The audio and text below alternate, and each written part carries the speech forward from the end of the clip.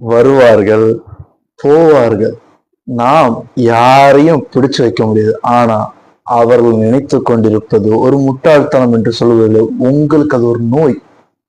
உங்க மனசுல ஒரு பிணியாயிரும். லைஃப்ல அடுத்த கட்டத்துக்கு போகலாம், இல்ல அங்க போகலாம், இங்க போகலாம், சாதிக்கணும். ஒரே ஒரு விஷயம் நல்லா தெரிஞ்சுக்கோங்க.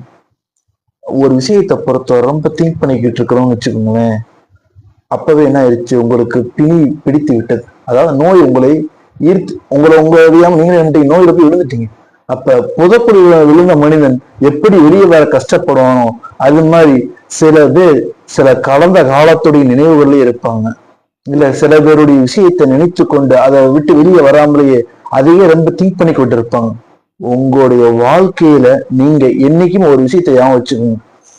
கடந்த காலம் நீ யாராக வேண்டாலும் இருக்கலாம், நிகழ்காலத்தில் நீ எப்படி வேண்டாலும் இருக்கலாம், ஆனால் எதிர்காலத்தில் நீ எப்படி இருக்க வேண்டும் என்பது நீ தீர்மானிக்கக்கூடிய ஒரு விஷயத்தை உனக்குள்ள வச்சுக்கோ. அப்படி இருந்தால் மட்டும்தான் வந்தார்கள் போனார்கள், யார் எப்படி இருந்தாலும் சரி, நீ எப்படி வாழ போற? ராஜாவா இல்ல ராஜாதி ராஜாவா, இல்ல முட்டாளா இல்ல அடிமுட்டாளா, இல்ல கோமாளியா இல்ல கிற்கனா, இல்ல எந்த மாதிரி நீ இருக்க போறா என்பதை நீ முடிவு செய்யக்கூடியவனா இருப்பாய். உன்னுடைய வாழ்க்கையில என்றுமே ஏற்றத்தாழ்வு இருக்கதான் செய்யும். அந்த ஏற்றத்தாழ்வுகளை பொறுத்தவரை மேல போயிட்டு ரொம்ப ஆடவும் கூடாது, கீழே இறங்கினதோட மேல போக முடியாதுன்னு மனம் தளரவும் கூடாது.